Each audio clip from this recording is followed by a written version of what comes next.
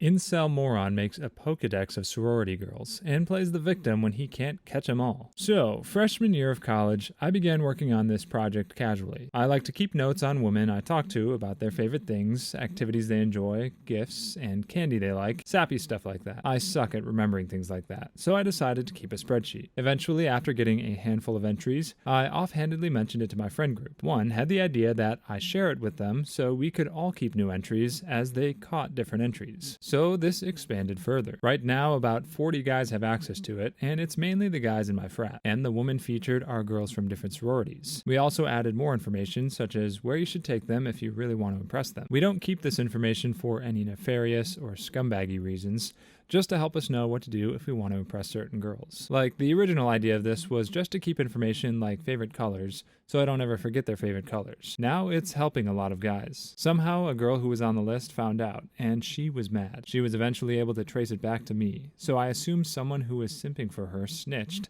when the Pokedex wasn't making the girl like him. So she's angry, and she made it out to be a guide to hooking up with women, when it's most definitely not that. It's just to make impressing them on dates easier. That's it. She's made a big deal of this, telling so many girls around campus, and now they're all saying that by the start of the fall semester, none of them will be visiting our fraternity or going to our parties. Now, all the guys are mad at me, when I'm not even the one who told the girls about the list. They were all using the list. I also think it's unfair to say the list was all about hooking up when it wasn't at all. After a number of predictably stunned comments, the OP decided to follow up with this update. I'm not a stalker. There was no information in the Pokedex that could have been used to hurt someone, only to have a better date. And it isn't about hooking up. I never used it for just hooking up. Okay, I have just one question for you, OP. What exactly are you? You're not a pickup artist, because even those losers aren't dumb enough to think knowing a girl's favorite sushi place is enough to seal the deal. You're not a romantic, or you wouldn't compare a living, breathing woman to a freaking Diglett, and I'll believe you're not a stalker, because a stalker could remember a girl's favorite color without a cheat sheet. Say what you want about those guys, but at least they're observant. Let me tell you what you are. You're an incel who wants to be a Chad, and you've taken on the worst qualities of both. You accuse this other guy of simping because he used the Encyclopedia Creeptanica that you created. You want to impress a girl without putting any work in, yet you say it has nothing to do with hooking up. And how many skirts are you chasing at once that you need an Excel spreadsheet to remember who likes Skittles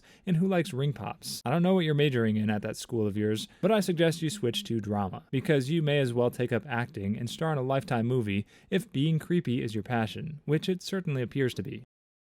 Clueless Aunt Karen tells her nephew to move 13 hours away from his job for the niece who swindled him out of his inheritance. My sister passed away when her 2 children were very young. Her husband raised the children as a single dad until he passed away 3 years ago. My niece, let's call her Brenda, is 34. My nephew, let's call him Brian, is 30. I've always been close with Brenda. I sort of took her under my wing after my sister passed. She comes to me for guidance. I have children of my own, but I consider Brenda my bonus daughter. She was very close with her father, and she was utterly devastated when he passed suddenly. Brian has always been in his own world. He didn't have much of a relationship with his father, and he has always been distant with me and my children. He moved 13 hours away when he was 21, and he got married there. He barely visits. Brian hates Brenda. He estranged himself from her right after their father passed. He claims that Brenda is mean to him and his wife. He also claims that Brenda stole his inheritance. Brenda can be spirited and emotional sometimes, and she says things she doesn't mean, but she's a good person with a big heart. She goes to church with me, and Brian and his wife haven't stepped foot into a church in a long time. Brenda helps out with my mother, and Brian visits my mother, his own grandmother, only every 1 or 2 years. We have no idea what Brian is doing with his life. I stayed out of the inheritance situation because it's none of my business. Brenda was very devastated when her brother disowned her. She has no family left except me, my children, and my mother. I spent a lot of time supporting her through it. Recently, my mother had a 75th birthday party, and Brian came. Of course, his wife couldn't be bothered to come. Brenda was out of town, so she wasn't there. Brian and I sat at the same table with my children and their own significant others. I updated Brian on how Brenda was doing, and he blew up at me. He told me that he didn't care about his sister and what was going on with her. He demanded that I stop talking about her. I told him that I wished he would make amends with her, and he scoffed and said it would never happen. I suggested that he move back home and maybe they'll get past all this, because it's what his parents would have wanted. He said nothing and stormed off. I was humiliated because he spoke to me in a disrespectful way in front of my children, and he was talking so loudly that other tables could hear him. My son and his girlfriend admitted that they don't like Brenda either. That was news to me, and I should respect Brian's wishes. I tried to explain my feelings, but they told me to post here. Am I the jerk here? Yes, you are, OP,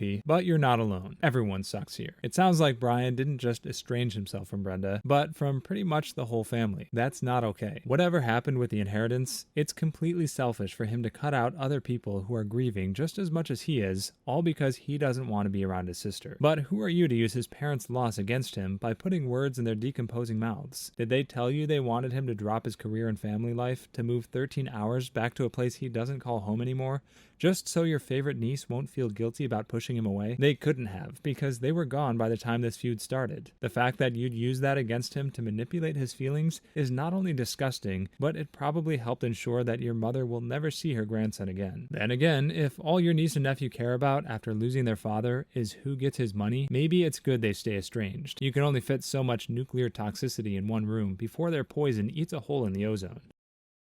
An entitled Karen in training throws a whole family's food away because leftovers are for poor people. This happened Saturday night, so it's still very fresh. I don't know how to feel because I had a room full of people hate me. My boyfriend was clearly disappointed in me, and I just did what I've always done and known since I was a kid. I've been with my boyfriend for about 6 weeks now, and Saturday was the first day I was going to meet any of his family. I wanted to make a good impression on his aunt, since she was really the one that raised him. His mom was there, but it was a very weird and cold relationship that almost seemed like they were strangers. When we got there, I was blown away at how much food there was. There were only about 11 people, but there were easily enough main courses and sides to feed double that. It was really good, and I sort of felt like because there was so much food, they were expecting me to eat more than I usually would, so I was stuffed. I wanted to make a good impression, so I offered to help clean up. His aunt was very happy to have my help, so I started cleaning the table and started dumping all the uneaten food in the trash. I truly had no idea they had any intention of saving it. His aunt tried to be nice about it, but I could tell she was really mad. His mom, on the other hand, was way more direct and accused me of wasting money, wasting food, and not thinking about the family members who were going to eat later. We never ever ate leftovers in my house. Food either got eaten or thrown away. I said I was sorry, and his aunt said she would try to understand. But his mom said that I was way too spoiled for this family, which really hurt my feelings. I tried to talk to my boyfriend about it, and he said he was upset that I was so careless and didn't at least ask first. I said I was sorry and that I didn't throw everything away. He said I'd done enough damage before I was stopped. I get that I messed up, but it was truly out of my own experience having been very different. It was a bad assumption on my part, but not because I was being malicious. No one cares if you were being malicious, OP.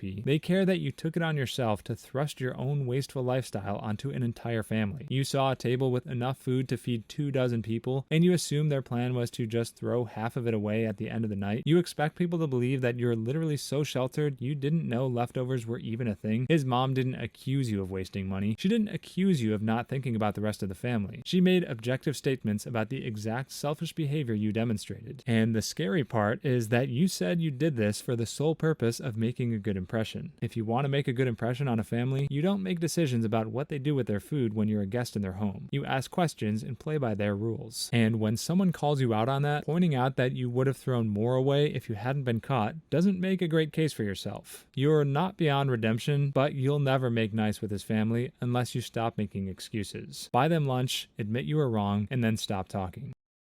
Controlling husband tries to make his wife eat from the children's menu and can't imagine why she's mad at him. My wife has never been a big eater. That's fine, and I don't have a problem with it. What I do have a problem with is that my wife is somehow also a greedy eater. She always prefers a large variety of foods together at a time, just in smaller portions. At home, this is annoying, but it's manageable. When we go out to eat, though, it becomes a nightmare. She will order whatever can get her the most variety of options, ignoring the cost. She will add sides, appetizers, and desserts to her meal, only to eat 1 or 2 bites of each thing she orders. Maybe this would be manageable if she ate leftovers, but she refuses to, so all the food just ends up going to waste. Most of the time, I find myself ordering small meals and eating what remains of her orders just to try and justify it. But I don't like 90% of what she orders, and just want to eat my own darn meal. A week ago, I got incredibly annoyed when she ordered herself a full rack of ribs and an appetizer, only to eat about 20% of each. I only ordered a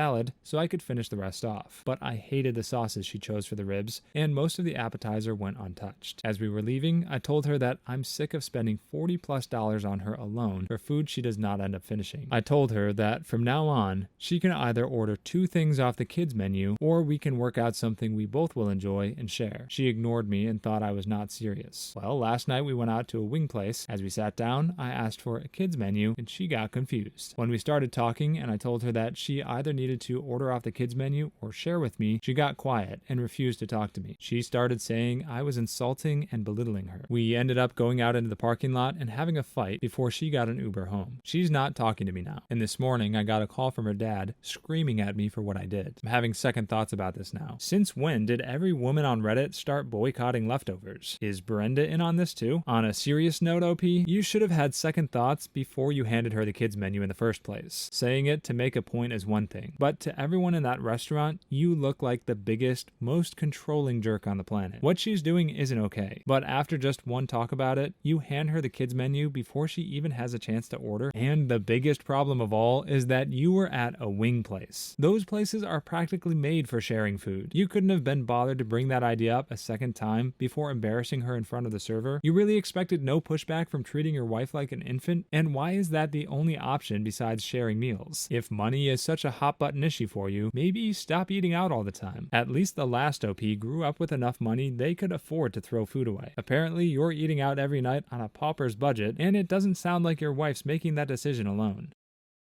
My wife's boss thanked her for her hard work, and now I'm positive they must be sleeping together. I've been married to my wife for 3 years. I've had a lot of insecurities that I've had to work through due to being cheated on in my previous marriage. Sometimes this leads to me reading into situations, and I don't trust men. Things have been great with us until recently. We found out I'm infertile, and my wife took it hard. We are pursuing fertility treatments as a result, and my wife is stressed about the cost and overall impact on our health. She says that's why she's detached and distant, but for me, it's a noticeable change. She works night shift as a charge nurse. Her new manager started about a year ago, and he has recently offered her a position as assistant manager. Huge step in her career. I asked her if there was anything funny about him, and she said no. Today, something felt off. So when we were working out, I grabbed her phone and looked through her texts. I looked at the one with her boss, and she had recently picked up a shift to help because there was a call out. Her boss couldn't go in because it was his kid's birthday party. When she said yes to working, he said, "You're an angel from heaven. I'll be forever grateful for your help." To me,